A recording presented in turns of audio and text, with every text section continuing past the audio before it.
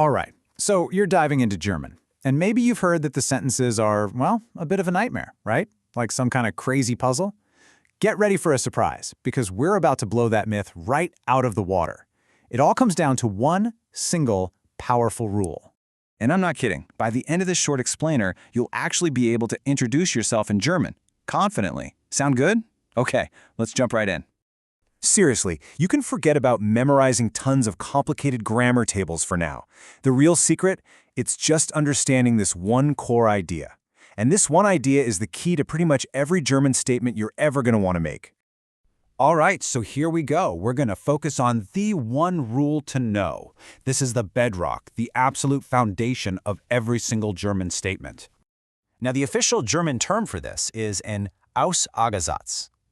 I know it sounds a little intimidating, right? But don't worry about it. It just means a declarative sentence, or a statement. You know, the kind of sentence you use all the time just to share some information. And here it is, the golden rule. You ready? In a German statement, the verb is always second. That's it.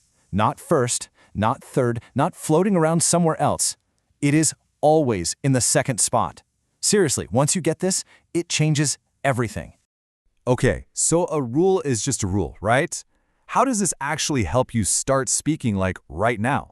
Well, let's build your very first German conversation and you'll see this thing in action.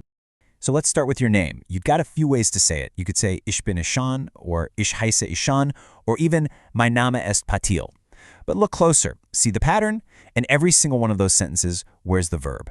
Bin, heiße, ist. Boom. Right there in position number 2. And it doesn't stop there. What about where you're from? Ich komme aus Indien. The verb, komme, is second. Where you live now? Ich wohne jetzt in Berlin. And there it is again. Wohne is in that second slot. You see? The pattern is totally consistent. And what about your age? Same deal. Ich bin 13 Jahre alt. So where's the verb? Bin. Yep, you guessed it, position 2.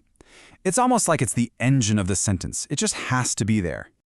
So if there's one thing you burn into your brain today, it's this number, 2. This isn't just a friendly suggestion, you know? It's the magic position. It's the fixed spot for the verb in any standard German statement. It's like the anchor that you build the entire rest of the sentence around. Okay, so you might be thinking, great, the verb is second, but which form of the verb do I use? That's a great question. It's a little thing called conjugation, but don't panic. When you're talking about yourself using ich, which is German for I, it's actually super simple. Let's pop the hood and take a quick look. For most regular verbs, when you're the one doing the action, when you use ich, it's an incredibly easy pattern. You take the base verb, like kommen, you drop that en at the end, and you just stick an e on there instead. So kommen becomes komma. Wohnen becomes wohne. Easy, right? Now, of course, in every language, there's always that one troublemaker, right? The big exception you just have to know is the verb sein, which means to be. It's what we call irregular. So for ich, it doesn't follow that a rule. It becomes bin. This one is so common, it's absolutely vital to just memorize it. Ich bin. Okay, so now you can introduce yourself, which is awesome. But what if you want to say something isn't true? What if you need to say no?